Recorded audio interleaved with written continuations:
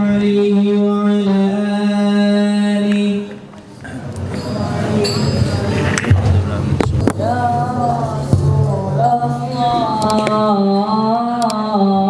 يا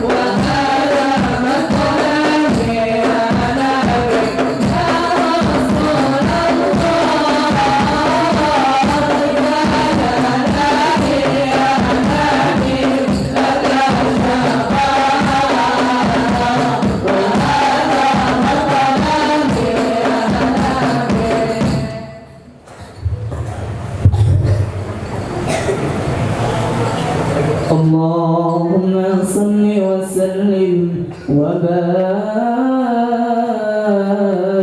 عليه وعلى آله.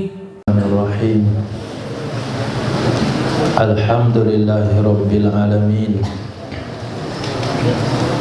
Wassalatu wassalamu ala sayyidina maulana Muhammadin sayyidil anbiya'i wal mursalin wa habibi rabbil alamin wa ala ashabil akramin wa ahli baitihi tahirin wa azwajit tahirati ummahatil mu'minin wattabi'ina lahum bi ihsanin ila yaumiddin, amma ba'd. Rabbi yassir wa la tu'assir, Rabbi tammim bil khair. Rabbana shrah lana sudurana wa yassir lana umurana wa umural muslimin wahlul 'uqdatam min lisanina yafqahu qawlana. Bisanadina al-muttasili ila imamil khatimatil hufaz al-imam Jalaluddin As-Sayuti rahimahullah wa qaddasallahu sirrah wa adama nafa'a bi ulumihi wa barakatihi wa nafahatihi wa madatihi wa karamatihi fid darini amin.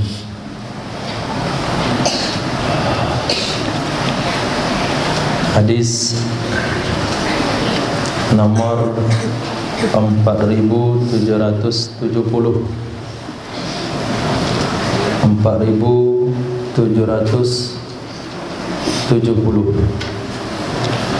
terdapat dalam kitab Syarah Kabir Imam Tabrani, diriwayatkan dari sahabat Nabi Sayyidina Abi Umamah Al-Bahili radhiyallahu anhu. Rasulullah sallallahu alaihi wasallam bersabda, sayakunu, akan ada, akan muncul, pada akhir zamani, di akhir zaman,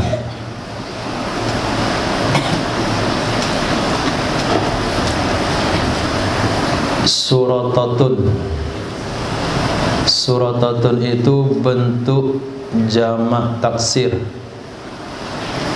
dari surti. Surti diartikan hari ini polisi. Maksudnya adalah tangan kanan penguasa. Suratatun, tangan kanan penguasa. Yaghduna, mereka berada di pagi hari, fi ghadabillah, di dalam murka Allah subhanahu wa ta'ala. Wa yaruhuna, dan mereka berada di sore hari, fi sakhatillah, di dalam murka Allah subhanahu wa ta'ala. Pagi berada dalam murka Allah, sore juga berada dalam murka Allah. Di sini Nabi menggunakan bahasa yang berbeda. Pertama, Nabi gunakan bahasa ghadab. Yang kedua, Nabi gunakan bahasa sakhat. Yang kedua-duanya dengan makna yang sama. Di sini Nabi mengajarkan ilmu balaghah, ilmu sastra berbahasa. Walaupun dengan makna yang sama, tapi berusaha diuraikan dengan kata-kata yang berbeda, karena berwarna-warni di dalam segala hal itu adalah kecenderungan manusia. Maka Allah membuat warna-warni dalam ibadah, Allah membuat warna-warni di dalam makanan, di dalam minuman, dalam segala hal, bahkan dalam keadaan cuaca dan sebagainya. fa iyyaka, maka hindarilah oleh kalian, fa iyyaka, maka jauhi olehmu. Iyyaka disebut isim fi'il amar. Iyyaka, jauhi olehmu. Bisa saja iyyaka dhamir mansub, iyyaka na'budu. Tapi dalam waktu yang berlainan, kadang-kadang iyyaka menjadi dhamir mansub, kadang-kadang dia menjadi isim fi'il amar. Fa iyyaka, maka hindari olehmu, antakuna, bahwa adalah kalian, min bitanatihim, dari teman-teman dekat mereka. Antakuna, bahwa adalah kamu. Walaupun khitabnya Nabi kepada satu orang, tapi yang dimaksudkan adalah kita semua. Bisa saja yang dikhitabkan dalam hadis itu adalah Sayyidina Abi Umamah Al-Bahili, yang secara hukum adat Sayyidina Abi Umamah Al-Bahili tidak akan pernah ada di zaman itu. Tapi Nabi menggunakan bahasa khitab kepada beliau. Ini menunjukkan khitab kepada satu sahabat adalah khitab untuk semuanya. Itu pandangan ilmu mustalahul hadis. Fa iyyaka, maka hindarilah olehmu, antakuna, bahwa kamu termasuk, bahwa kamu menjadi dari teman-teman dekat mereka. Kenapa dikatakan pagi berada dalam murka Allah, sore berada dalam murka Allah, lalu dikaitkan dengan tangan kanan penguasa? Karena nanti di akhir zaman, setiap yang bertentangan dengan keinginan penguasa, mereka akan dihancurkan, mereka akan dibunuh, mereka akan dimusnahkan. Mungkin pernah terjadi di sebahagian sejarah perjalanan Indonesia, walaupun tidak untuk seluruh wilayah. Siapa yang melakukan? Bukan pemimpin, bukan pemimpin yang membunuhnya, tapi orang-orang suruhannya. Orang-orang suruhan tersebut orang-orang khusus, bukan diganti setiap sekali setahun, sekali 2 tahun, tidak. Dia sudah dibentuk menjalankan kerja khusus. Hanya mendengar perintah, kalau dibilang bunuh, bunuh. Bilang hancur, hancurkan. Bilang lenyap, lenyapkan. Bilang cincang, cincang. Nah, itu akan muncul nanti di akhir zaman. Akan muncul nanti di akhir zaman. Mereka pagi dalam murka Allah sudah membunuh, kemudian sore mereka berada dalam murka Allah karena membunuh. Siapa mereka? Suratoh. Siapa Suratoh? Tangan kanan penguasa. Nah, maka jangan sampai kita termasuk orang-orang yang berteman dengan orang-orang itu. Jangankan berteman, kenal pun jangan. Berusaha untuk mengenalnya pun tidak penting. Nah, lihat hadis di bawah, masih berbicara tentang menjaga agama. Sayakunu, hadis ini sahih, diriwayatkan dalam Syarah Kabir Imam Tabrani, diriwayatkan dalam Sahih Imam Hakim dari Sayyidina Abdullah bin Haris radhiyallahu an. Sayakunu ba'di, akan ada setelah saya salatin, sultan-sultan, raja-raja, penguasa-penguasa. Al-fitanu ala abwabihim kama barikil ibil. Fitan-fitan, fitan jamak dari fitnah. Fitnah-fitnah di atas pintu-pintu mereka, seperti tempat-tempat tidur onta. Fitnah-fitnah di atas pintu-pintu mereka itu seperti tempat-tempat tidur onta. Apa maksud hadis menyerupakan yang tempat tidur onta?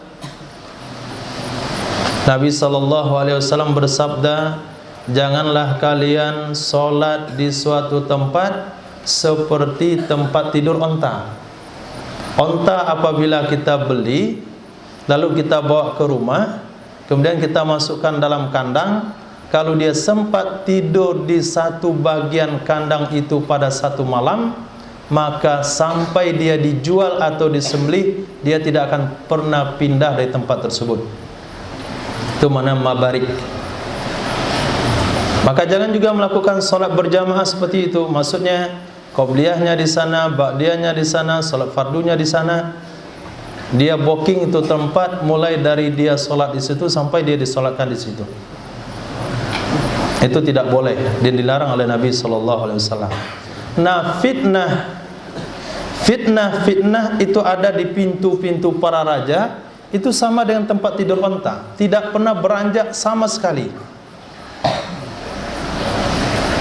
Ciri-cirinya bagaimana?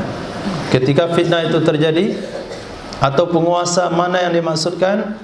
La yu'tuna ahadan syai'an, tidaklah mereka memberi. La yu'tuna, tidaklah mereka memberi ahadan kepada siapapun, syai'an apapun, illa kecuali akhadhu, mereka akan mengambil min dinihi, dari agamanya orang tersebut, mislah, sepertinya yang dia beri, semisilnya yang dia beri. Ini sudah lama terjadi. Nah, ini sudah lama terjadi. Apabila seseorang menerima bantuan dari sebuah pemerintahan, maka pemerintahan itu akan mengambil agamanya. Misal, kalau sekiranya pondok pesantren, Darul Hijrah memasukkan proposal bantuan pembangunan kepada pemerintah, telah dibantu misalnya satu bangunan, maka tahun depan akan diikutsertakan MTQ. Itu sudah mulai diambil agamanya. Bisa menolak? Tidak bisa menolak. Kenapa? Sudah terima dana bos, sudah terima dana bantuan pembangunan. Begitu juga kemarin ketika terjadi larangan untuk sholat Jumat. Siapa yang tidak mampu khatib di mimbar-mimbar Jumat? Orang-orang yang berhubungan dengan pemerintahan. Karena ketika dia mengambil dari pemerintahan, mesti dia berikan agamanya ke situ. Sebanyak apa dia mengambil, sebanyak itu dia berikan agamanya. Maka kalau tidak mau agama diambil, jangan mengambil dari mereka. Tapi ketika kita ambil separuh, kita berarti mengorbankan agama separuh. Ambil seperempat berarti memberikan agama seperempat. Ambil semuanya berarti memberikan semua agama. Akhirnya fatwanya ikut settingan dan pesanan, pendapatnya ikut selera penguasa, kemudian buku karangannya ikut juga selera penguasa, cara ibadahnya, cara pendidikannya, dan semuanya akan ikut. Hadis sahih, dan Nabi sudah membicarakan hal itu sangat lama sekali. Nah, artinya untuk menyamakan agama jangan jadi pejabat.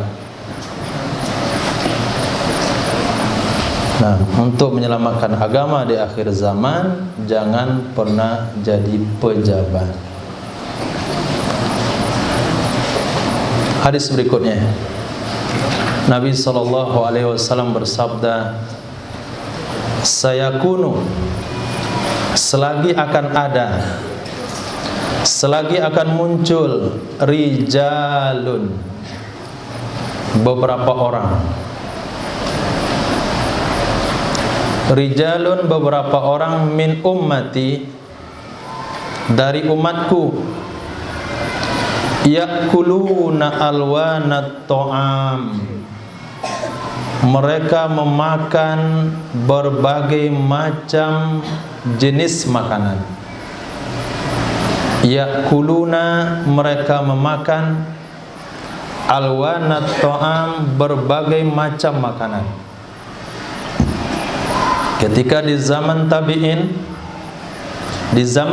bukan di zaman kita, dilihat oleh beberapa sahabat tabi'in yang ada di nampannya 2-3 jenis lauk pauk, maka sahabat itu telah menegur, hal ini tidak pernah ada di zaman kami bersama Rasul sallallahu alaihi wasallam.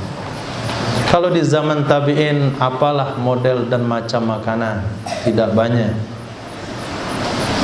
Dan Nabi katakan akan muncul lagi, artinya semakin penghujung zaman, yakuluna alwanat ta'am, mereka memakan berbagai macam makanan. Tidak cukup dengan masakan Minang, dia coba masakan Jawa, masakan Sunda, Sulawesi, masakan. Kemudian tidak cukup dengan masakan yang ada di Indonesia, masakan luar negeri. Tidak cukup dengan jenis masakan yang halal, sampai yang haram juga.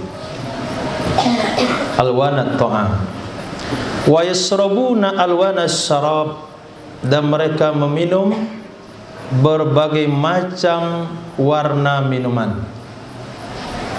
Alwana, berbagai macam, syarabi, minuman. Wa yalbasuna alwanas siyab, dan mereka memakai berbagai macam warna pakaian. Wa yalbasuna, dan mereka memakai alwanas siyab, berbagai macam warna pakaian.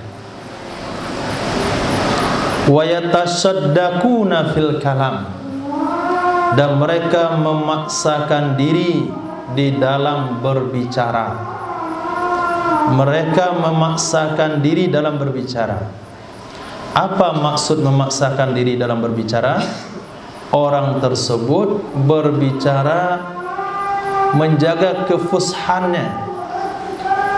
Dia belajar bagaimana bicara yang benar, sampai diukur bibirnya, kemudian buka mulutnya, nampak giginya sekian. Sehingga kalau kita dengar dia berbicara dengan pakaian yang menakjubkan, cara bicara yang memukau, tapi dalam waktu yang sama Nabi bersabda, ulaika syiraru ummati, mereka adalah orang-orang jahat, mereka adalah orang-orang jelek dari kalangan umatku.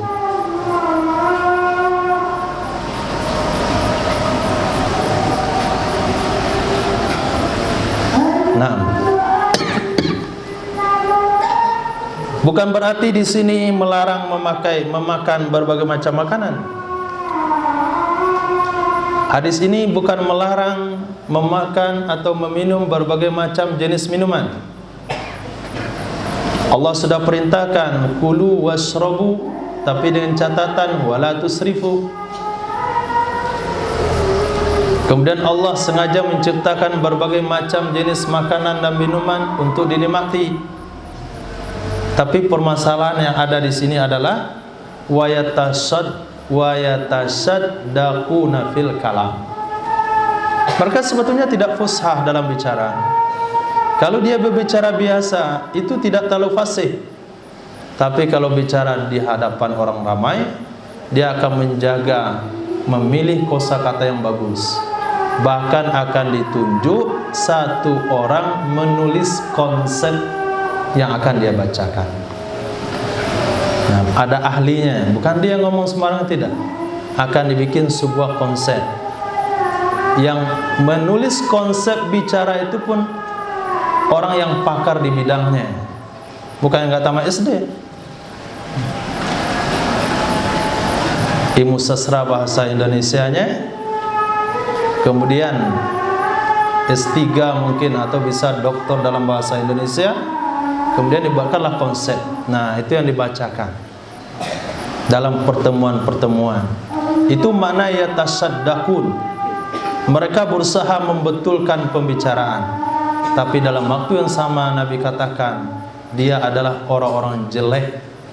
Kenapa? Karena dia hanya menampakkan bagian luarannya saja. Allah azan.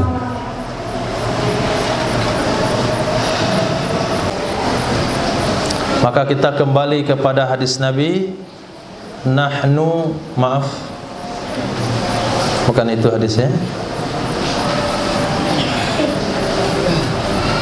Hadis yang berbunyi, jangan sekali-kali merendahkan muslim siapapun. Karena di antara hamba-hamba Allah, la'abadun idza aqsama 'ala Allah la abarra. Karena di antara mereka ada hamba-hamba Allah, kalau dia bersumpah dengan nama Allah, Allah akan mengikuti keinginannya. Walaupun secara zahirnya dilihat dia tidak ada pengaruh apa-apa, tidak memiliki jabatan, tidak memiliki potensi di tengah masyarakat, cuman adanya dia di tengah masyarakat itu membawa keampunan dan maghfirah Allah Subhanahu wa taala. Mungkin dia ada di tempat itu memberi manfaat secara zahir enggak ada. Tidak pernah memberikan bantuan, tidak pernah memberikan sumbangan, tidak pernah memberikan pendapat, tapi hanya sibuk dengan dirinya sendiri. Tapi kampung tersebut Allah selamatkan dari azab karena ada dia di situ. Kampung tersebut tidak kena bala karena ada dia di situ.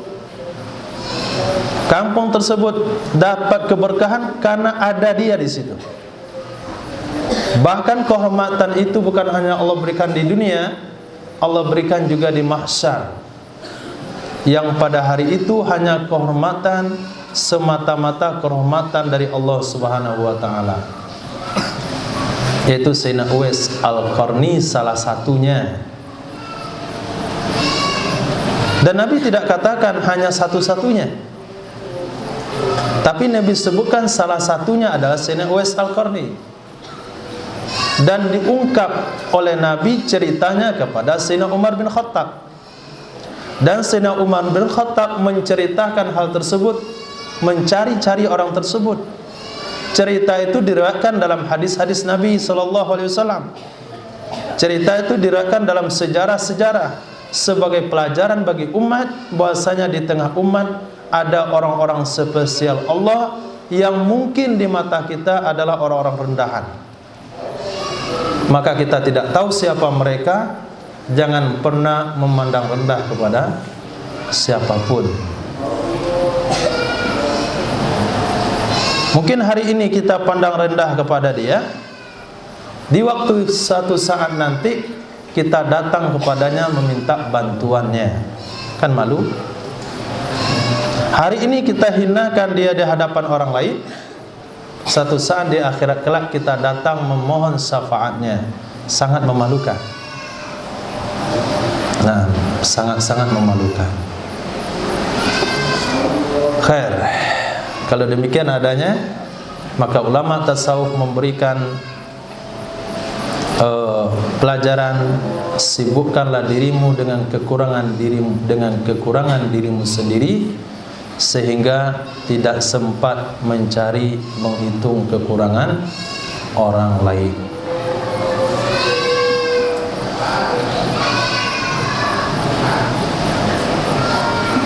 Hadis berikutnya Nabi SAW bersabda, sayakunu, akan ada ba'di setelah saya, bu'athun, utusan-utusan, katsirah yang banyak sekali. Ini kita tidak bisa tafsirkan dengan makna yang bagaimana. Apakah itu rombongan-rombongan yang dikirimkan, ataukah utusan-utusan daripada negara, ataukah kelompok-kelompok pergerakan tertentu yang pindah dari satu negara ke negara lain? Yang jelas maknanya adalah bu'us antar negara. Dia beberapa orang yang terdiri daripada kelompok-kelompok, dan kelompok-kelompok itu sangat banyak. Maka Nabi berpesan di sini, fakunu, jadilah kalian di dalam utusan Khurasan. Jadilah kalian di dalam utusan Khurasan. Apakah yang berdatang dari Khurasan atau yang berangkat ke Khurasan? Mana-mana yang betul? Jadilah kalian dalam utusan Khurasan, yang berangkat ke Khurasan atau yang berangkat dari Khurasan.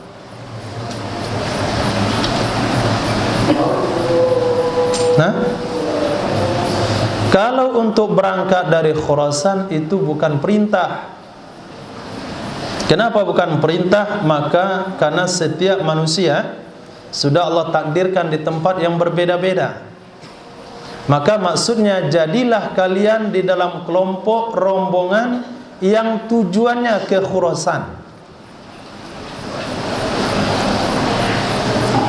Kemudian setelah sampai di Khurasan, disuruh mampir di mana, singgah di mana. Summa anzilu, kemudian mampirlah kalian, singgahlah kalian di kota Marwi.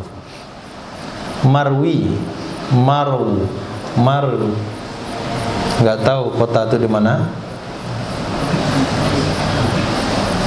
Kenapa Nabi perintahkan untuk singgah di kota Marwi? Fa innahu, maka sesungguhnya kota Marwi, banaha, membangun akan kota tersebut oleh Raja Zulkarnain. Sebagian ulama mengatakan Raja Zulkarnain adalah Nabi. Sebagian lagi mengatakan itu adalah raja saja, bukan Nabi. Disebut Zulkarnain yang memiliki dua tanduk karena kekuasaannya dari timur sampai ke barat. Disebut Qarnain, bukan rajanya bertanduk.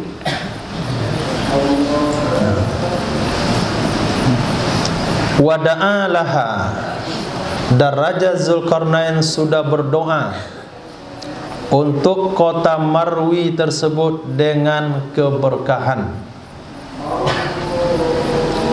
Wala yusibu ahlaha, dan tidak menimpa akan penduduknya kota Marwi oleh perkara yang tidak disenangi, su'un, atau perkara jelek, perkara yang tidak disukai, abada, untuk selama-lamanya. Nah, jadi pilihannya kemana? Ke Khurasan. Nah, Allah. Hadis berikutnya, Nabi SAW bersabda, sayakunu qaumun ya'taduna fid du'a, akan ada kaum, selagi muncul kaum, dalam satu riwayat aqwam, beberapa kaum. Kita antum qaumun atau aqwamun? Qaumun ya'taduna, mereka melampaui batas di dalam berdoa. Mereka melampaui batas dalam berdoa.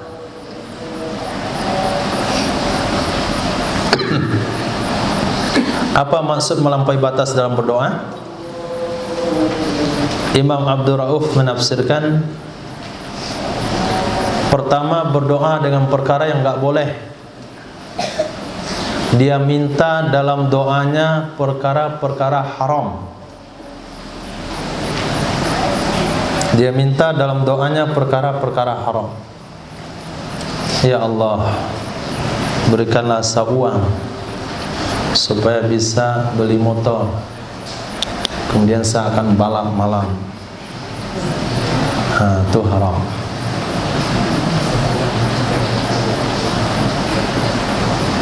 Doa supaya bisa pergi judi. Doa mendatangi tempat-tempat yang haram, ya secara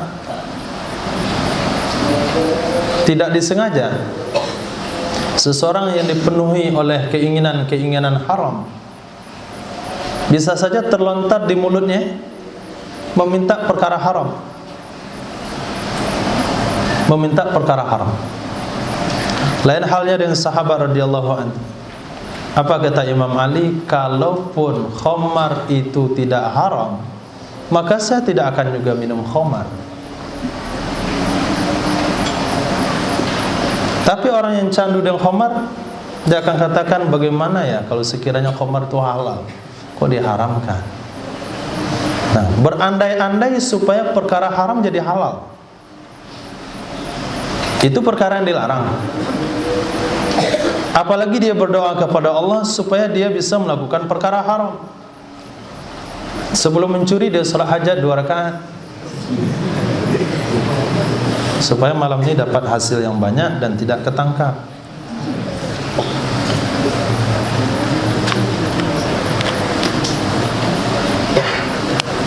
Mungkin secara hal yang seperti itu mungkin tidak ada yang dilakukan, tapi ada yang mirip dilakukan. Misalnya bagaimana? Seseorang yang melakukan perkara haram, dia gunakan sebagian uangnya untuk membantu panti asuhan, membantu orang-orang lemah, supaya perkara haramnya tidak terbongkar. Itu bagian doa daripada perkara haram. Misalnya dia korupsi, doa di dalam hati supaya enggak terbongkar korupsinya, maka dia nyumbang ke panti asuhan. Doakan ya supaya sukses, lancar. Maksud dia lancar korupsinya, enggak kebongkar. Itu bagian dari doa yang melewati batas. Melakukan satu amal untuk menutupi suatu dosa, itu bagian doa yang melewati batas. Yang kedua, penafsirannya menurut Imam Nawawi, yarfa'una sauta bih, mereka mengencangkan suara dengan doa. Ini bukan dalil enggak boleh doa bersama. Mengencangkan suara dengan doa melewati batas yang tidak diperlukan. Tapi kalau sekiranya antum khutbah Jumat atau antum melakukan khutbah Id sepanjang lapangan golf misalnya, itu kalau doa enggak kencang, enggak kedengaran, itu berarti diperlukan. Tapi kalau hanya sekitar aula yang kecil, itu enggak perlu dengan suara yang terlalu kencang. Yang ketiga penafsirannya adalah yatakallafuna saja. Mereka memaksa-maksakan diri menata sajak-sajak doa. Tapi kalau menghafal doa yang ada sajaknya dari Nabi, itu enggak ada masalah. Allahumma inna na'udzubika min ilmin la yanfa' wa nafsin la tashba' wa min ainin la tadma' wa min haula'i arba'. Itu ujungnya ain semuanya. Itu yang dimasukkan sajak. Kalau dia hafal doa bersajak dari Sayyidina Rasul sallallahu alaihi wasallam, tidak masuk ke sini. Tapi dia menyusun doa sendiri tapi pakai sajak. Itu yang dilarang. Nah, memaksakan diri untuk berdoa pakai sajak, sehingga doanya itu tidak tepat sasaran.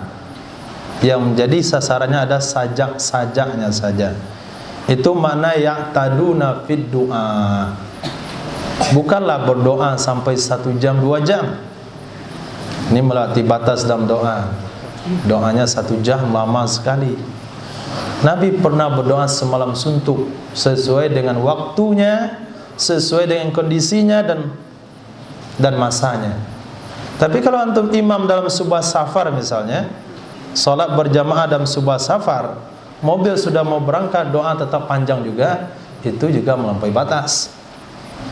Tapi sudah berada di belakang makam Nabi Ibrahim, berada di antara Multazam, berada di Arafah, lalu dia doa 5 menit, itu yang melampaui batas, kelewatan batas.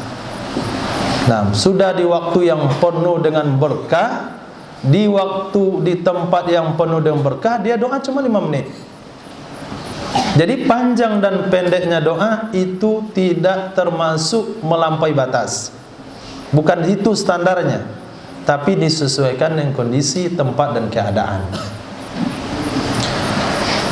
Kemudian seperti doa yang dicontohkan oleh sahabat yang didengar oleh Nabi SAW, kira-kira begini kutipan doa sahabat tersebut: Ya Allah, saya minta dalam surga yang di tengah, kemudian yang lantainya begini, atapnya begini, pintunya begini, kolamnya begini.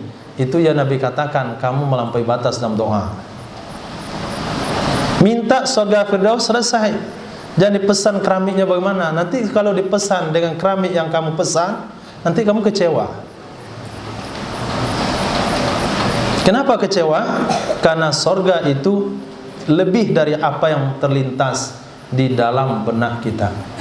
Ma la ainun ra'at wala uzunun sami'at wala khatara fi qalbil basar. Tidak pernah terlintas dalam hati manusia. Kalau kita pesankan surga maunya begini, begini dan begini, itu yang dimaksudkan salah satu maksud dari melampaui batas dalam doa. Bagaimana caranya supaya kita tidak melampaui batas dalam doa? Pertama, utamakan doa-doa maksurat, doa-doa yang ada contohnya, yang ada teksnya dari Nabi SAW. Yang kedua, doa-doa yang ditulis oleh para ulama. Lalu ada orang yang berkomentar, bukan di sini, tentang doa Rabbana la tada' lana fi makanina hadza dzamban sampai ke ujungnya. Itu salah satu doa yang ditulis oleh pensyarah kitab I'anatul Talimin Syekh Abu Bakar Sattah. Dia dalam kitab Fathul Mu'in. Itu bukan doa yang dikarang, tapi ada yang ditambah memang sesuai dengan keperluan dan hajatnya.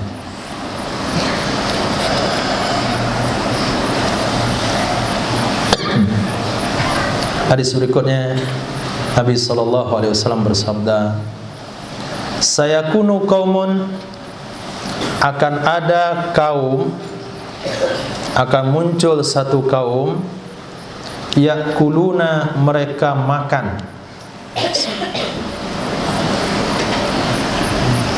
bi'alsinatihim, dengan lidah-lidah mereka, kama ta'kulul baqaru minal ardi, sebagaimana memakan oleh sapi dari bumi. Pernah lihat sapi makan? Pernah? Apanya yang menyentuh rumput? Lidahnya. Dia tarik rumput dengan lidahnya, kemudian dia gigit, baru dia makan. Manusia harusnya makan pakai gigi. Dia masukkan makanan ke dalam mulutnya, dia kunyah. Tapi akhir zaman, kata Nabi, lidah ketika dia makan, lidahnya lewat bibirnya. Ada orang makan kayak gitu? Tantu makan kayak gitu. Makan nasi nggak mungkin. Makan apa kira-kira? Ketika makan, lidah keluar lewat bibir. Itu yang Nabi tidak suka. Rasulullah makan, masukkan makanan ke dalam mulut, kemudian dikunyah makanan tersebut dan ditelan. Nabi katakan akan muncul nanti satu kaum di akhir zaman, mereka saking menikmati makanan tersebut seolah-olah menunjukkan untuk itulah dia hidup, untuk menikmati makanan. Maka ketika makan dia julurkan lidahnya untuk mengambil makanan, kemudian dia telan, dia kunyah. Nah, dia di iklan lah. Itu menunjukkan semangat makannya. Nabi katakan seperti sapi. Sayakunu bimisra, akan ada di negeri Mesir, akan ada di negeri Mesir rajul, satu orang laki-laki. Rajul, satu orang laki-laki dari Bani Umayyah. Nama beliau itu Akhnas. Akhnas. Yali sultanan, dia menguasai kesultanan. Yali, dia menjabat, dia menguasai sultanan, kesultanan.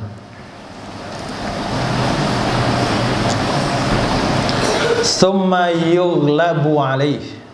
Apa baris kitab antum? Yughlabu, itu baris yang betul. Kemudian dikalahkan ia di atasnya. Kemudian ia dikalahkan di atasnya. Wa yunza'u minhu, atau diambil, dicabut kesultanan darinya. Fayafiru ila Rumi, lalu dia lari ke Romawi. Dia lari ke Romawi.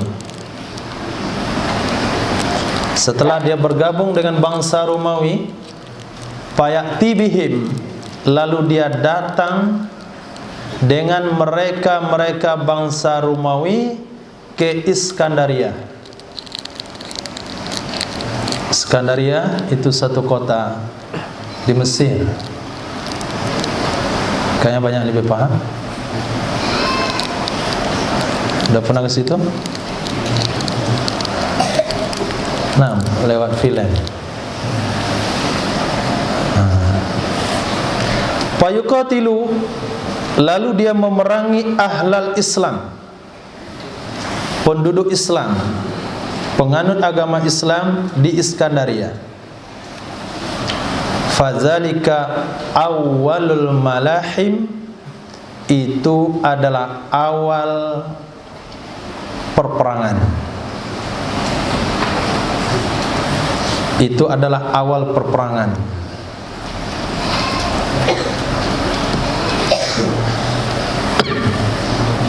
Dalam hadis yang lain, Sayyidina Rasulullah SAW bersabda, tidak akan terjadi kiamat, melainkan akan terjadi perperangan demi perperangan di berbagai tempat. Akan terjadi berkecamuk perperangan, penindasan terhadap umat Islam di berbagai tempat.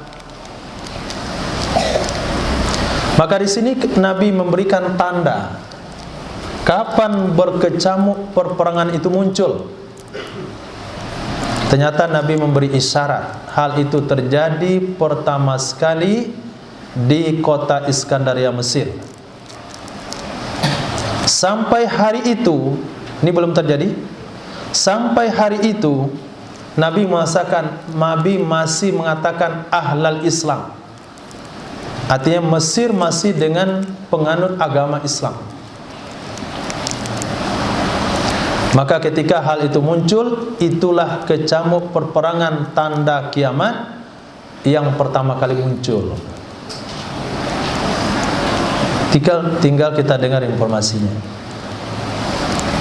Sekarang siapa penguasanya? Nggak tahu kan? Nanti penguasanya Akhnas. Mungkin karena kezalimannya, mungkin karena ketidakadilannya, akhirnya dicopot kekuasaan itu dari dia. Akhirnya dalam pemboikotan kekuasaan tersebut, dia tidak tertangkap, tapi berhasil lari ke Romawi. Di Romawi dia cari kekuatan, cari dukungan. Kemudian dia dapat dukungan, dia serang. Pertama yang dia serang adalah kota Iskandaria. Kalau hal itu sudah terjadi, berarti sudah muncul malahim yang Nabi katakan tanda akhir zaman, yaitu tanda kiamat kubro. Khair. Kalau demikian hadisnya, berarti kita tidak bisa menafsirkan pertumpahan darah terhadap umat Islam yang terjadi di mana saja pada hari ini sebagai malahim akhir zaman. Oh, terjadi penindasan umat Islam di situ, dibantai, dibakar dan sebagainya. Ini sudah tanda kiamat yang Nabi katakan malahim. Kita katakan berdasar hadis ini belum. Itu belum malahim. Karena malahim pertama terjadi di kota Iskandaria. Berarti masih lama. Nah, jadi sabar aja dah dulu untuk belajar. Masih lama. Hadis berikutnya, Nabi SAW bersabda, "Sayakunu ba'di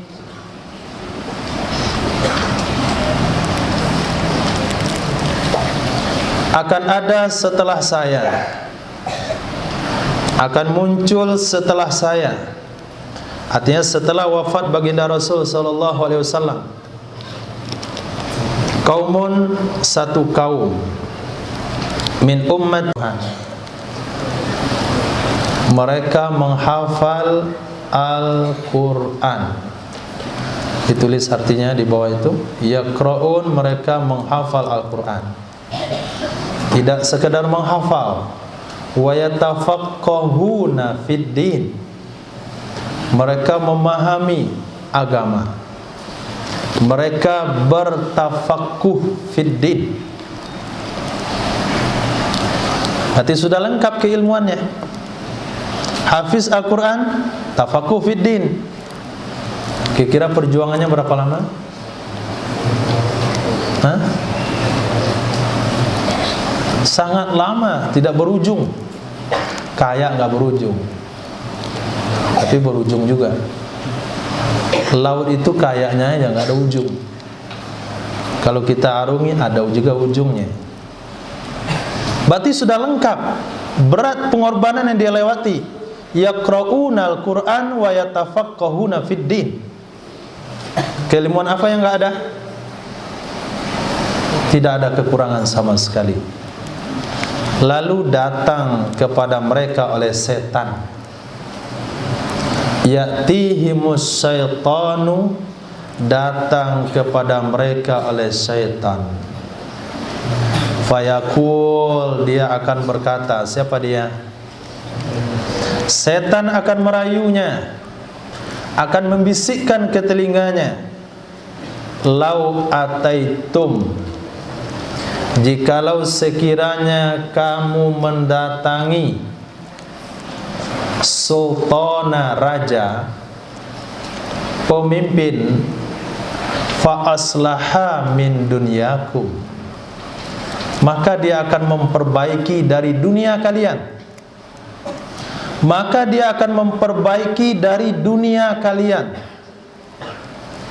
Sampai sini bisa dipahami? Nah, apa yang bisa antum pahami? Tapi pemahamannya agak berat sedikit, tapi jangan takut. Nah, kenapa setan bisikkan kepada dia, kalaulah sekiranya kamu mau mendatangi raja, penguasa, dia akan memperbaiki duniamu. Apa yang dipahami Ismail? Yaqra'unal Qur'an wa yatafaqqahuna fid din. Menghafal Al-Quran, memahami agama, itu bisa-bisa mencederakan duniamu, bisa-bisa membuat duniamu tekor. Nah, bisa-bisa kamu tidak punya dunia. Karena itu yang dibisikkan oleh setan. Kalaulah dia punya dunia, setan gak akan bisikkan hal seperti itu. Dan wajar hal itu terjadi. Dia menghafal Al-Quran selesai dalam usia 15-16 tahun. Kemudian dia belajar mendalami agama selesai dalam usia 26, 27, 36 tahun. Dunia apa yang bisa dimulai dari usia 36? Hah? Jual nasi goreng.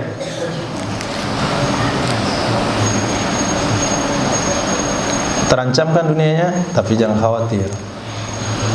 Nah, setan akan datang dari sudut situ. Dia tidak akan menggoda solatnya cepat-cepat, dia tidak akan menggoda ini dan itu. Dia akan bisikkan kepadanya, kamu sudah cukup Al-Quranmu, sudah cukup ilmu agamamu, tapi kamu kekurangan duniawi.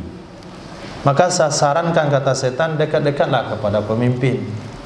Mungkin kamu jadi juru kampanyenya. Nah, Apri, bisa kamu jadi juru kampanyenya. Wa'tazaltumuhum bidinikum, dan kalian hindari mereka dengan agama kalian. Kalian hindari mereka dengan agama kalian. Artinya agama kalian amalkan semaksimal mungkin. Kan tidak semasanya 24 jam dengan pemimpin, kan tidak. Paling-paling kamu ketemu dengan mereka kan 2 jam. Paling jumpa 1 jam. Paling ketemu paling lama setengah hari. Bukan setiap hari. Nah, selepasnya kamu bisa mengamalkan agamamu. Tapi dekatlah dengan pemimpin supaya dunia kamu ada baiknya sedikit. Saya dibelikan ini, belikan itu, bantu ini, bantu itu. Dekatlah dengan pemerintah supaya dia memperbaiki agama duniamu dan selamatkan agamamu ketika kamu tidak dengan mereka. Itu nasihat yang sangat tidak bermanfaat dari setan. Lalu kata Nabi, wala yakunu dzalik, tidak akan pernah hal itu terjadi. Tidak akan pernah hal itu terjadi. Kenapa enggak pernah? Jawabannya sudah ada hadis yang kita baca tadi. Apa jawabannya? Apa jawabannya? Mereka akan memberikan dunia dan akan mengambil agamamu sejauh mana dia memberikan kepadamu. Hadis nomor 4771.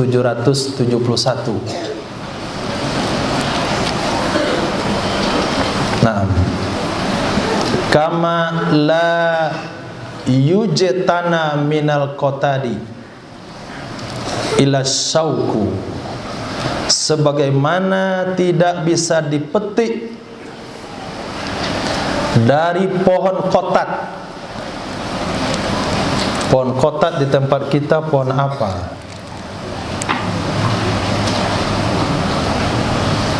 Pohon apa? Yang mulai pada batangnya sampai ke ujung dan dahan-dahannya cuma duri. Hah? Pohon? Pohon kapas? Bukan kapas. Daunnya itu jadikan bungkus-bungkusan. Nggak tahu lah, antum tinggal di kota nggak ada pohon. Nah, nanti dicari di hutan. Pohon mulai dari pangkalnya sampai ke ujung, dari pangkal dahan sampai ke ujung dahan semuanya duri. Nah, itu tempat kita. Di Arab itu namanya pohon kotat. Tidak bisa dipetik dari pohon kotat kecuali sauku duri. Kadzalik, seperti itulah la yujtana min qurbihim illa khotoya, tidak bisa dipetik dari kedekatan dengan mereka kecuali kesalahan-kesalahan. Gak bisa dengan rumus setan tadi. Dekati mereka untuk memperbaiki duniamu, selamatkan agamamu. Ketika kamu tidak dengan mereka, gak bakalan bisa. Nah, khair. Tetap dengan niat yaqra'unal Qur'an wa yatafaqqahuna fid din, tapi mesti bersabar dengan kekurangan duniawi. Jangan pernah mendengar bisikan syaitan untuk mendekat dengan penguasa untuk memperbaiki dunia, karena ketika antum mendekatinya, dia akan mengambil agamamu.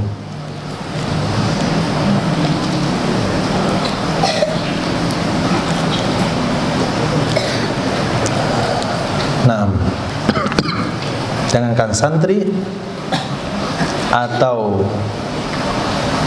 alumni santri, nah, kakek santri saja itu bisa habis agamanya, apalagi yang baru santri, apalagi baru cuman ustadz muda.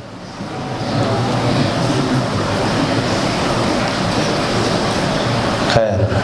Terakhir, sayakunu fi akhir zaman didanul qara,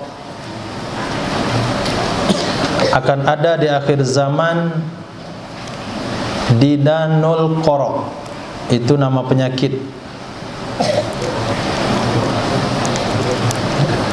Didanul qara, didan ulat.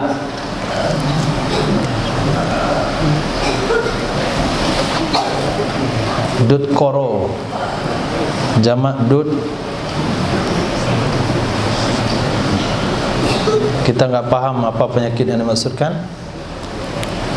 Paman adraka dzalika zaman, maka siapa saja yang bertemu dengan waktu atau zaman tersebut, falyata'awwaz billah minhum,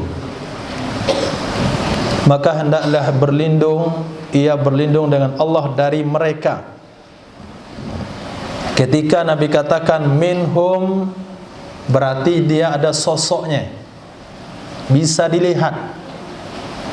Jadi di danul qara itu ada sosoknya, ada fisiknya yang bisa dilihat, bukan penyakit yang nggak bisa dilihat. Seperti tanaman dimakan ulat misalnya. Ketika kita melihat tanaman dimakan ulat, memang ada ulat nampak di situ. Bukan seperti tanaman yang kena penyakit akhirnya kuning semua tanaman. Itu mau kita cari apa penyebabnya, nggak ketemu. Jadi bukan sifatnya keadaan, tapi sifatnya fisik. Sehingga Nabi gunakan bahasa hum. Berlindunglah kalian dengan Allah dari mereka. Cukup insyaallah. Allah.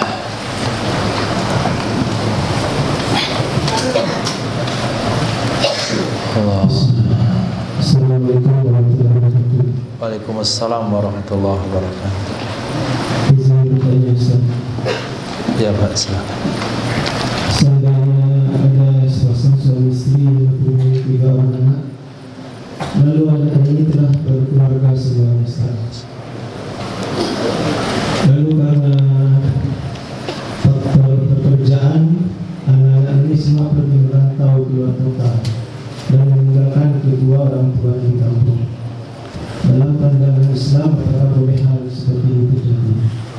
Selanjutnya yang saya tanyakan, bagaimana cara terbaik seorang anak berbakti kepada kedua orang tuanya, khususnya bagi mereka yang telah berkeluarga? Assalamualaikum warahmatullahi wabarakatuh. Waalaikumsalam warahmatullahi wabarakatuh. Allah.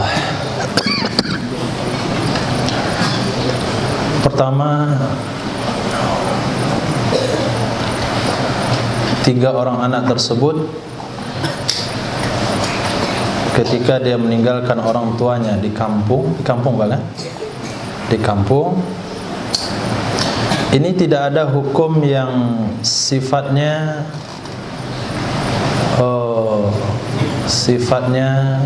divonis, tapi bergantung kepada keadaan. Apakah kedua orang tuanya masih bisa melayani dirinya sendiri atau tidak? Ketika kedua orang tuanya masih bisa melayani diri sendiri, tidak perlu khidmat dan pelayanan dari anaknya, maka itu suatu perkara yang biasa. Ditambah dia mendapatkan izin dan restu daripada kedua orang tuanya. Dalam hal ini yang menjadi tanggung jawab adalah anak laki-laki, bukan anak perempuan. Mungkin Minang memberikan sudut pandang anak perempuan. Ketika musyawarah misalnya 2 anak perempuan, 1 anak laki-laki, ketiga-tiganya di dalam perantauan mencari keduniaan. Lalu anak laki-laki katakan, pulanglah kamu ke rumah, urus orang tua, kamu kan anak perempuan. Itu mungkin dengan konsep Minangnya. Tapi dalam konsep Islamnya, laki-laki yang mesti pulang. Karena perempuan yang 2 orang itu dibawa ketaatan kepada suaminya. Kalaupun keluarga besar sepakat memulangkan salah satu dari anak perempuan, maka hukumnya tidak boleh tanpa ada persetujuan dari suaminya. Kalau dipaksa dan dia tidak boleh melakukan, karena durhaka kepada suami. Ketaatan dia adalah ketaatan pada suaminya, bukan lagi pada 2 orang tuanya. Tapi sekiranya kedua orang tua masih di dalam kesehatan, tidak perlu pelayanan, memang tidak bekerja karena uang dikirimkan oleh anak-anaknya, tapi dia bisa mengurus diri sendiri, dan anaknya pergi atas izin orang tuanya, terutama anak yang punya kewajiban taat yang dimasukkan anak laki-laki, maka itu tidak mengapa. Tapi kalau sekiranya orang tua perlu pengkhidmatan secara rutin, pelayanan, mandikan, diwudukan, disuapi dan sebagainya, maka mereka tidak boleh meninggalkan orang tuanya. Karena Nabi ketika Sayyidina Umar bin Khattab memerintahkan kepada Sayyidina Abdullah bin Umar, anak beliau, apa kata Sayyidina Abdullah bin Umar? Saya diperintahkan oleh ayah saya Umar bin Khattab untuk menceraikan istri saya. Wa ana uhibbuha, dan saya mencintainya. Pak Aba itu saya tidak mau untuk menceraikannya. Kenapa ayah suruh menceraikan istri? Bukankah cerai itu abghadul halal illallah at-talaq? Perkara yang halal yang Allah tidak senang adalah cerai. Jadi Sayyidina Abdullah bin Umar tidak mau menceraikan istrinya. Sayyidina Umar bin Khattab datang kepada Rasulullah dan menyampaikan, ya Rasulullah, saya perintahkan anak saya menceraikan istrinya, tapi dia tidak mau menceraikannya. Berkatalah Nabi kepada Sayyidina Abdullah bin Umar, talikha, ceraikan olehmu akannya. Akhirnya Sayyidina Abdullah bin Umar menceraikan istrinya karena perintah daripada Sayyidina Umar bin Khattab. Nah, ini sesuatu yang ditunjukkan oleh sahabat bagaimana cara bakti kepada kedua orang tua. Kira-kira adakah yang lebih pada itu? Enggak ada. Apalagi kalau hanya sekadar disuruh jual motormu, jual kendaraanmu, jual rumahmu, nah, pindah ke rumah saya. Jual rumah, jual motor itu tidak ada keterkaitan hati seperti keterkaitan seorang kepada istrinya. Tapi Sayyidina Rasulullah SAW katakan tolikha.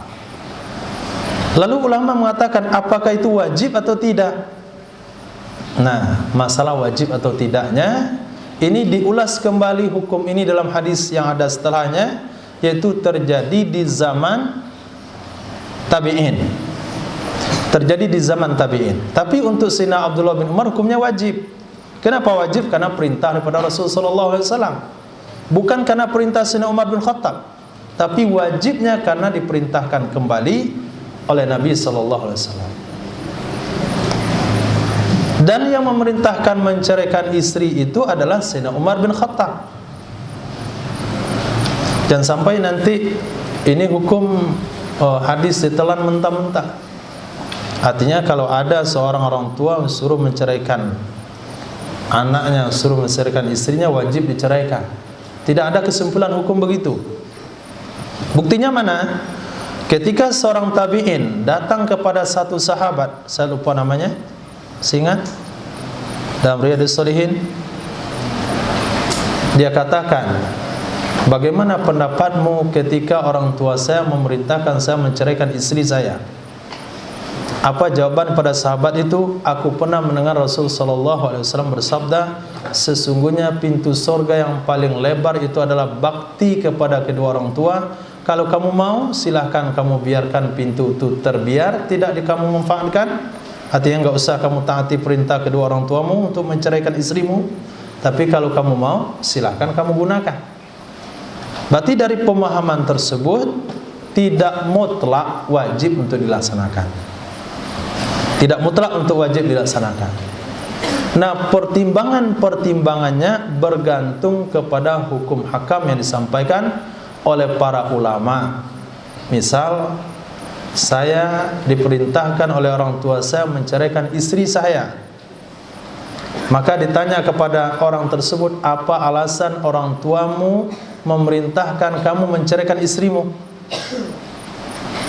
Ketika alasannya alasan syar'i, maka sebaiknya dia taati. Apabila alasan-alasannya tidak syar'i, maka ditaati ataupun tidak ditaati tidak ada masalah. Apabila alasannya alasan yang bertentangan dengan syariat, kenapa bapak suruh saya menceraikan istri saya? Saya nggak mau lihat dia bercadar. Oh, kalau itu alasannya itu tidak wajib ditaati. Saya nggak mau lihat dia karena dia tidak bergaul dengan masyarakat. Orang menari di panggung dia nggak mau menari, itu nggak ada sosialnya. Kalau itu sudut pandangnya itu lain lagi. Maka tidak bisa konsep Sayyidina Umar bin Khattab kita gunakan secara umum untuk kejadian pada hari ini. Kenapa? Kita tahu siapa Sayyidina Umar bin Khattab. Ju'ilal haqqu ala lisani Umar. Kalau yang memerintahkan Sayyidina Ibrahim, yang diperintahkan Nabi Ismail, itu nggak ada masalah. Apa kata Nabi Ibrahim ketika berkunjung ke rumah Nabi Ismail? Waktu itu Nabi Ismail tidak ada di rumah, dilayanilah oleh seorang wanita, bapak tunggu aja di sini, ntar suami saya pulang. Tidak ada air minum, tidak ada ditanya bapak di mana dan sebagainya. Kata Nabi Ibrahim, kalau suami kamu pulang, pesankan sama dia, tadi ada orang tua datang, pesannya tolong ganti konsen rumahmu. Itu saja pesan saya. Ketika Nabi Ismail datang, tadi orang tua datang. Orang tua saya nggak tahu dari mana, saya juga nggak tanya. Dia bilang tolong ganti konsen rumah. Kata Nabi Ismail, kamu saya talak 3. Ternyata konsen rumah itu ya istrinya itu. Itu bahasa isyarat antara ayah dan anak. Langsung dilaksanakan. Nabi Ismail yang memerintahkan Nabi Ibrahim, pertimbangannya pasti syar'i. Kalau hari ini anaknya taat, menantunya taat, orang tuanya nggak taat, dia merasa risih kalau ada keluarga taat ini. Anaknya nggak pernah sekolah sama sekali, ngaji aja, dia usia 6 tahun dah mondok. Mana masa depannya nih? Cerai aja lah kalian. Kalau itu pertimbangannya tentu nggak bisa. Jadi ketaatan sampai tahap mana ketaatan seorang anak kepada orang tua, gambarannya seperti ketaatan Sayyidina Umar bin Khattab radhiyallahu an terhadap menceraikan istri sekalipun dia mentaatinya. Itu tahap maksimal. Tapi konsep itu tidak berlaku untuk semua hal sebelum dipertimbangkan asal muasalnya, sebab musababnya, syar'i atau tidak syar'inya kepada hukum hakam ulama. Khair. Tapi kalau ketika kedua orang tua memerintahkan anaknya untuk melayaninya dalam kondisi orang tuanya memang membutuhkan pelayanan, tidak lagi bisa melayani diri sendiri, kemudian anaknya bukan dalam hal belajar agama tapi hanya mencari keduniaan, maka pada saat itu dia wajib untuk meninggalkan keduniaan dan melayani orang tuanya. Tapi ketika orang tua masih bisa melayani dirinya sendiri dan anaknya untuk mencari keduniaan dan mendapatkan restu dari orang tuanya, itu perkara yang lebih baik. Kalau tidak dapat restu pun itu masih ada pertimbangan boleh dan tidak bolehnya. Tapi apabila sudah dibutuhkan, walaupun si anak menyediakan pembantu sekalipun, orang yang ahli di bidangnya sekalipun, tetap orang tua merasa risih dan dia minta anaknya yang melayani, hukumnya wajib. Jadi hukumnya ya seperti itulah, panjang lebar. Nah, jadi jelasnya bagaimana kasusnya baru jelas poin hukumnya, insyaallah. Ya Allah. Assalamualaikum warahmatullahi wabarakatuh. Wassalamualaikum warahmatullahi. Saya izin bertanya bahwa kesepakatan para ulama yang termasuk kepada ahli sunnah wal jamaah adalah dia yang mengikut kepada salah satu imam akidah Asy'ariyah atau Maturidi dan bermadzhab kepada salah satu empat imam. Pertanyaan saya, ada satu tokoh imam sufi, beliau bahkan digelar dengan Sultan Aulia. Beliau punya karangan Kitab Al-Ghunyah, bahwa kita di akidah Imam Asy'ari kita berkeyakinan Allah itu ada tempat-tempat. Tapi di dalam kitab Ghunyah Syekh Abdul Qadir Al-Jilani, beliau menentang kaum Asy'ari. Beliau katakan wala taqul lahu ka qaumi Asy'ariyah fa anna Allah fi kulli makan. Pertanyaannya, apakah Syekh Abdul Qadir Al-Jilani berbeda akidahnya dengan kita sebagai kaum Asy'ari? Khair, jazakumullah khair. Akidah Ahlus Sunnah wal Jamaah, secara akidah itu memang harus mengikuti Asy'ariyah dan Maturidi, tapi tidak dalam hal bermazhab. Kenapa? Karena mazhab itu bukan hanya 4. Ada mazhabnya Imam Sufyan As-Tsauri, ada mazhabnya Imam Auza'i, ada mazhabnya Imam Ja'far As-Shadiq. Cuman juga ada mazhab daripada ulama terkenal, yaitu Imam Lais bin Sa'ad Al-Misri, yang kata Imam Syafi'i rahimahullahu ta'ala, saya tidak pernah menyesal tidak berjumpa dengan ulama manapun kecuali penyesalan saya tidak ketemu dengan Imam Lais bin Sa'ad. Imam Lais bin Sa'ad adalah dua orang ulama yang hidup sezaman, ulama yang hidup sezaman dengan Imam Malik rahimahullah. Beliau di Mesir, Imam Malik di Madinah. Mereka saling tukar pendapat, saling adu argumen lewat surat yang dikirimkan dengan orang-orang yang datang dari Madinah ke Mesir, dari Mesir ke Madinah. Suatu kali Imam Lais bin Sa'ad dikirimi satu mangkok korma Madinah daripada Imam Malik bin Anas. Kemudian Imam Lais bin Sa'ad membalasnya dengan mangkok yang sama dengan uang dinar. Sebagian dari uang dinar itu digunakan untuk mahar nikah Imam Syafi'i. Nah, kemudian kata Imam Syafi'i rahimahullah, menurut saya Imam Lais bin Sa'ad lebih alim daripada Imam Malik.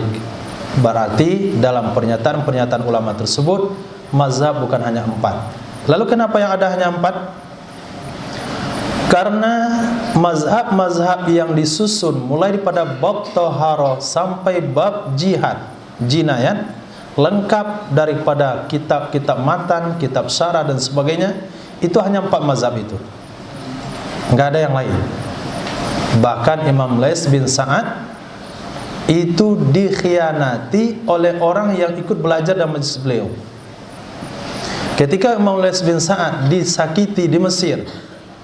Kenapa disakiti? Karena beliau tidak pernah membayar zakat daripada penghasilan kormanya, disebabkan dia sedekahkan. Akhirnya harga korma yang mahal turun. Semua pedagang korma benci dengan dia, dan dikhianati, difitnah dan sebagainya.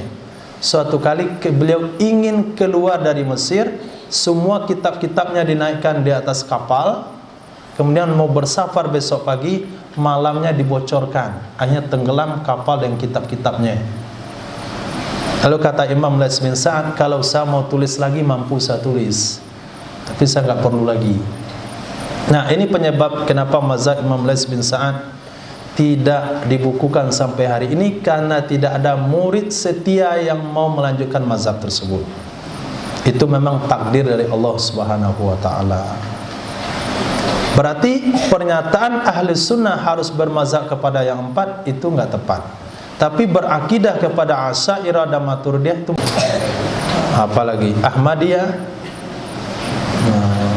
liberal kalau sekarang, macam-macam lagi yang model-model baru. Itu semua dikatakan keluar pada akidah ahli sunnah wal jamaah, itu dikatakan sesat. Apa poin daripada akidah ahli sunnah wal jamaah? Bukan hanya Allah tidak bertempat, banyak poin-poin yang lain. Banyak poin-poin yang lain, di antaranya Allah tidak punya fisik. Seperti Wahabi katakan Allah punya fisik. Allah tidak bertempat, seperti Wahabi katakan Allah bertempat. Lalu pernyataan daripada Imam Syekh Abdul Qadir Al-Jilani, tidak ada ulama yang mengeluarkan beliau pada akidah Ahlussunnah wal Jamaah, hanya saja pandangan beliau di situ berbeda di segi bahasa tapi tidak berbeda di segi hakikat. Kenapa? Karena Allah fi kulli makan, pada seluruh tempat. Allah enggak bertempat, ada tempatnya pada seluruh tempat. Bagaimana ada pada seluruh tempat? Kan sama saja. Sama saja dengan dikatakan Allah tidak bertempat sama sekali, dan dikatakan Allah ada pada seluruh tempat. Tapi kan tidak dikatakan Allah di aras. Beliau tidak mengatakan Allah turun ke langit dunia pada sepertiga malam akhir. Kemudian Allah ada di langit, Allah ada di aras, Allah ada di sini dan di situ. Itu hanya khilaf bahasa. Nah, khilaf bahasa yang terjadi antara sufi dengan ulama fikih, dengan ulama tauhid, itu perkara biasa. Kalau orang tidak memahami seluruh bidang ilmu tersebut, mereka akan salahkan. Contoh, bahasa wajib. Wajib menurut ahli syariat fikih, ma yusabu ala fi'li wa la yu'aqabu ala tarki. Wajib menurut ilmu tauhid, ma la yutasawwaru fi aqli wujudu. Kan beda. Itu juga yang berlaku antara ulama tasawuf dengan ulama fikih. Kata Imam Syafi'i rahimahullah kepada murid beliau Imam Ahmad bin Hanbal, kata beliau, saya kagum sama ulama tasawuf. Jadi ada satu pelajaran yang bisa saya ambil dari ulama tasawuf, kata Imam Syafi'i. Apa itu kata Imam Ahmad? Al-waqtu kas-sayf. Waktu seperti pedang. Idza lam taqta'hu qata'aka. Apabila kamu tidak mempergunakannya, dia akan menghabisimu. Apabila kamu salah mempergunakannya, kamu akan celaka. Kemudian saya lihat ulama tasawuf itu ajib. Perkara-perkara dia ajib-ajib gitu. Aneh-aneh. Kata Imam Ahmad, ayo kita datang pada ulama tasawuf. Namanya disebutkan dalam kitab tersebut, tapi saya lupa. Jadi datanglah Imam Syafi'i kepada Imam Ahmad bin Hanbal, bertemu dengan salah seorang ulama tasawuf yang ceritanya ada di kitab yang saya juga lupa namanya. Jadi kalau mau tahu, tak ingat-ingat. Disebutkan namanya pun nggak antum cari kan? Itu kan nggak ada gunanya juga. Jadi kata Imam Syafi'i ingin memberitahukan kepada Imam Ahmad bin Hanbal bagaimana anehnya ulama tasawuf. Apa pendapat kalian kalau sekiranya 40 ekor kambing, seseorang memiliki 40 ekor kambing, berapa zakatnya? Lalu ulama tasawuf katakan, saya jawab menurut mazhab saya atau mazhab kalian? Mazhab kami ulama tasawuf atau mazhab kalian? Lalu Imam Syafi'i katakan, memang kita beda mazhab dalam hal ini. Kata ulama tasawuf, benar, kita beda mazhab. Menurut mazhab kalian 40 ekor kambing zakatnya 1 ekor. Menurut mazhab kami zakatnya semuanya, karena semuanya milik Allah Subhanahu wa ta'ala. Kan bingung itu. Itu kalau difatwakan di mimbar, sesat dia itu. Ini bukan bahasa fatwa, itu bahasa hati, itu bahasa rasa yang tidak boleh dikonsumsi oleh semua umat. Yang dikonsumsi oleh umat adalah bahasa fikih. Zakatnya 1 ekor, 40 ekor kambing 1 zakatnya. Nah, kemudian bagaimana pendapat kalian kalau sekiranya lupa dalam salat? Menurut mazhab kami atau kalian? Kalau menurut mazhab kalian, lupa antara 3 dan 4, anggap 3 tambah 1 rakaat, kemudian tambah dan sujud sahwi. Kalau menurut mazhab kami itu orang gila, nggak wajib sholat. Masa sedang ngomong sama Allah lupa? Orang ngomong sedang Allah, sedang ngomong sedang lupa, bagaimana? Gila itu. Kata Imam Ahmad, cukuplah kita pergi saja. Tapi dari percakapan tersebut kita tahu ulama tasawuf belajar fikih. Setelah matang dan fikihnya meningkat dengan tasawufnya, maka pada saat itu mereka bisa memilah dan memilih. Ketika orang bertanya hukum, jawab dengan fikih. Ketika motivasi, jawabannya tasawuf. Jangan sampai pertanyaannya fikih, jawabnya tasawuf. Nah, masalah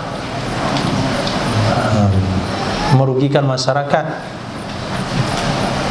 Berapa zakatnya? Semuanya milik Allah. Apa ditahan-tahan? Nah, anfik wala takhaf min zir alsi iklala. Itu hadis yang dipakai, ada dalilnya. Pernyataan Sayyidina Nabi kepada Sayyidina Abu Hurairah, infakkanlah, jangan takut daripada penguasa aras akan kekurangan rezeki. Itu kan bukan bahasa fikih itu. Itu bahasa targhib, bahasa motivasi. Nah, maka Imam Malik katakan, orang yang belajar fikih nggak pakai tasawuf, lama-lama jadi fasik. Kenapa? Salat jamaah sunnah, akhirnya dia nggak salat jamaah. Qabliyah ba'diyah sunnah, hanya salat wajib doang. Zikir selesai salat sunnah, nggak zikir-zikir. Nah, jadi orang fasik dia memilah-milah, ni sunnah ni wajib, ni sunnah ni wajib.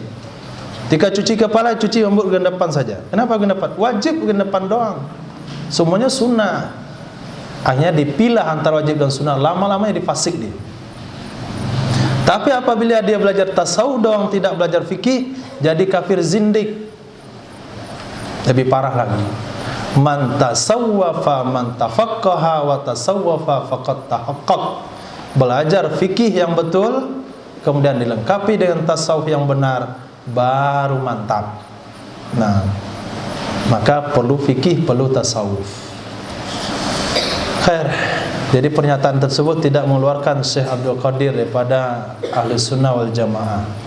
Itu hanya bahasa yang berbeda. Maka ada ulama mengatakan ada beberapa kitab ulama tasawuf yang tidak boleh dibaca sendirian tanpa arahan.